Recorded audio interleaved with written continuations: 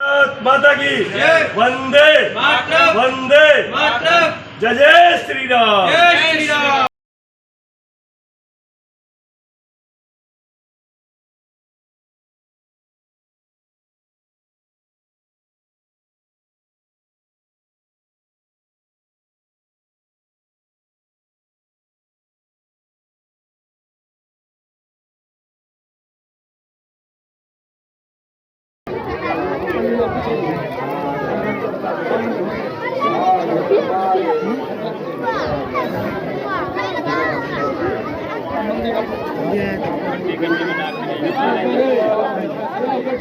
Hello, हाँ जी, हमारे सरपंच साहब मुबारकपुर के जी भूपेंद्र सिंह जी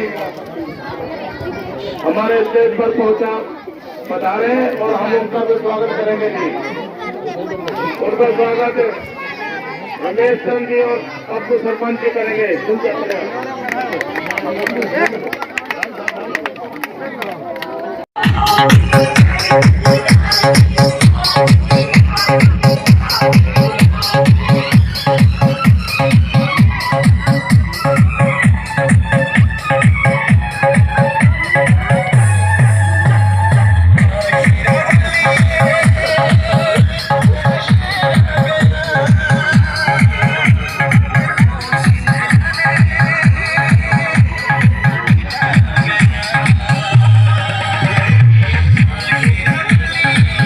माता की जय, बोल वैष्णो माता की जय।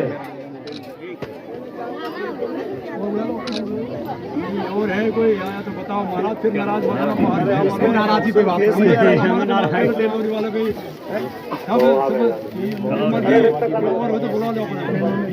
आज डावरी में भोला स्थान में माता शेरावाली के मूर्ति का स्थापना कार्यक्रम है और यहाँ पर सैकड़ों की संख्या में पूरा समाज, बच्चों सहित, महिलाओं सहित, बुजुर्गों सहित, और इस जंगल में एक वीरान स्थान पर कोई देवी का एक प्रकाश हुआ था और उस आयोजन के लिए माता की मूर्ति की स्थापना की जा रही है। यहाँ पर भंडारे की भी व्यवस्था की गई है और सनातन धर्म की, हिंदू धर्म की व्यवस्था के लिए और समाज हमेशा तैयार रहता है।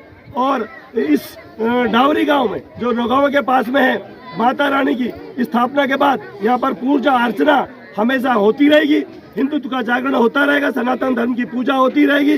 जय हिंद, जय भारत। बोल शेरावाली माता की जय, बोल शेरावाली माता की जय, बोल अम्बे मैया की जय, बोल सनातन धर्म की जय।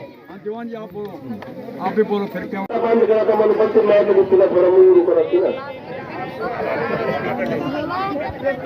शेरावाली माता की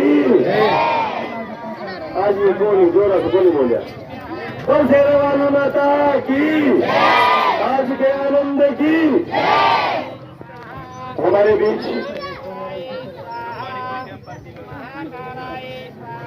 सुपन जी भाई साहब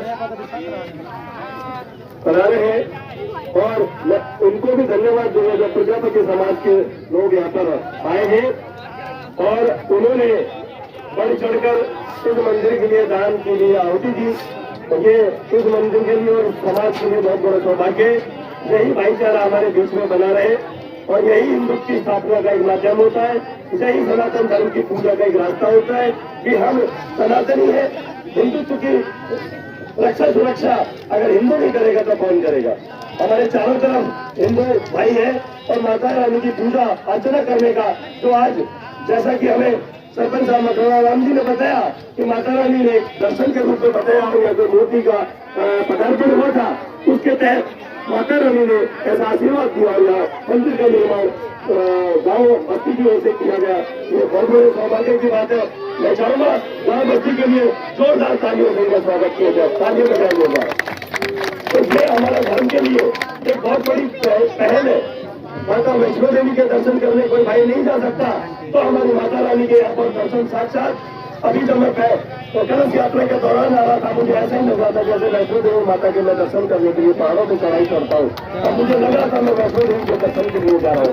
आप सच्ची आत्मा में सच्चे मन से आप किसी भी देवी देवताओं से पूछते हो, आप माता रानी को सच्चे मन से आप यहाँ से पद यात्रा आए तो आपको लगेगा वैष्णो देवी की यात्रा पे जा रहे हो। आपको ऐसा मनमोहक दृश्य लगेगा, आपको ऐसा सुकून मिलेगा, आपको लगेगा कि ईश्वर हमारे साथ है, माता रानी कण कण में हमारे साथ है। आपका तो कोई बाल भी बात नहीं कर पाएगा।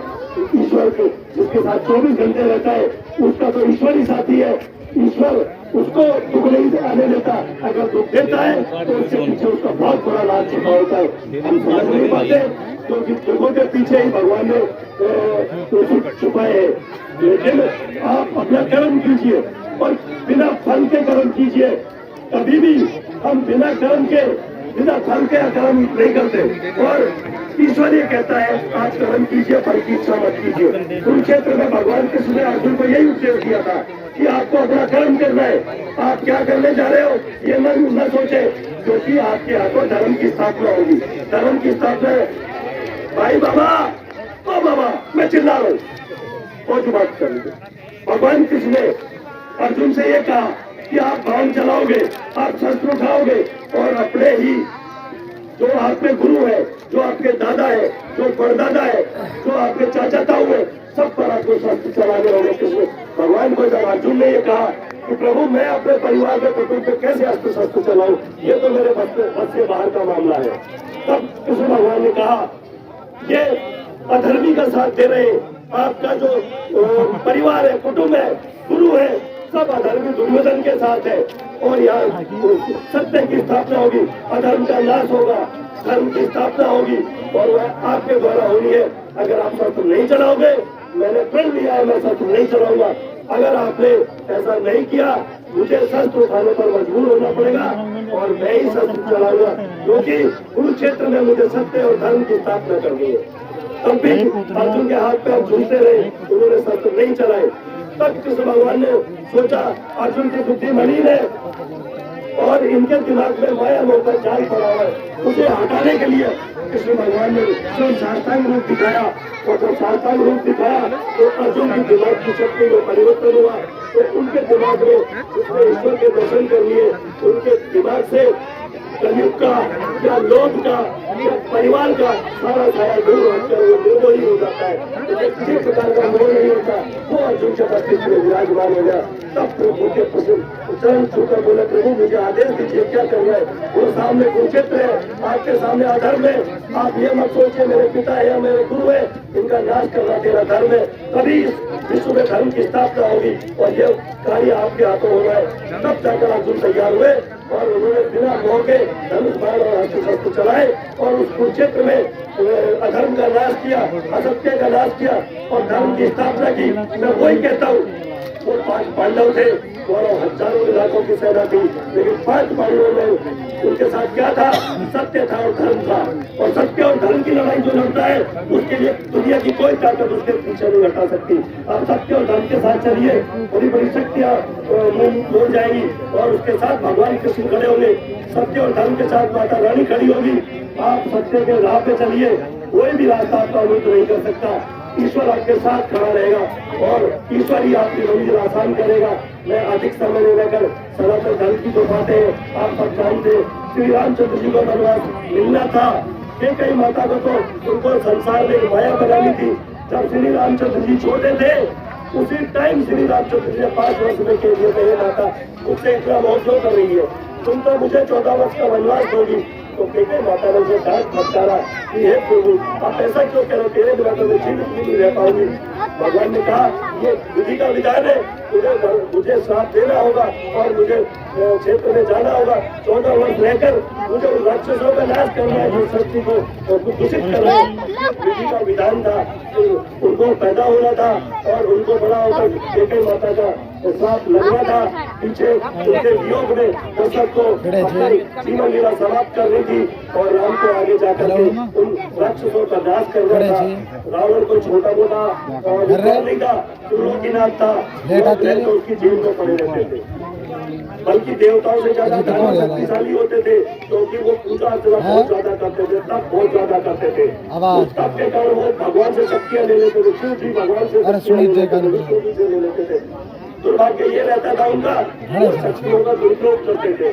उन शक्तियों का दुरुपयोग करने से उनका नाश होता था। आज भी वही चीज है, आज भी वही है कलयुग में। आज भी देवता और दानव वास करते, हम समझ नहीं पाते वो कैसे देवता है कैसे दानव है। जिनके पास शक्तियां है, जिनके पास धन है, वो गरीबों का खून चूसते या गरीबों के साथ दुराचार अत्याचार करते, वो देवता होकर भी दानव बन जाते। ऐसे दानवों का भगवान अपने आप नाश करता है। मैं कहता हूँ आज भी सतयुग है। अगर जो सच्चा इंसान है, धर्म पर चल रहा है, सत्य पर चल रहा है, उसको दुनिया की कोई ताकत नहीं ला सकती। मोदी जी ने क्या है, उसने किसी को तो धन थोड़ी दे दिया, कोई 10-20 लाख किसी के खाते में थोड़ी डाल दिया भाई। उसकी आत्मा सत्य धर्म के साथ है, इसलिए उसका जयकारा पूरे देश में विश्व में।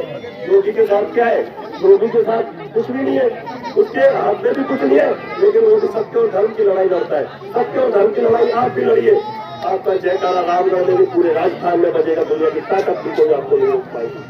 आप सत्य के साथ रहिए और धर्म के साथ रहिए। मेरे से आप धर्म के बारे में चाहे सारा दिन सारी रात सुनाते रहिए, सारी देवी देवताओं की कथा सुनते रहिए, कमी नहीं है।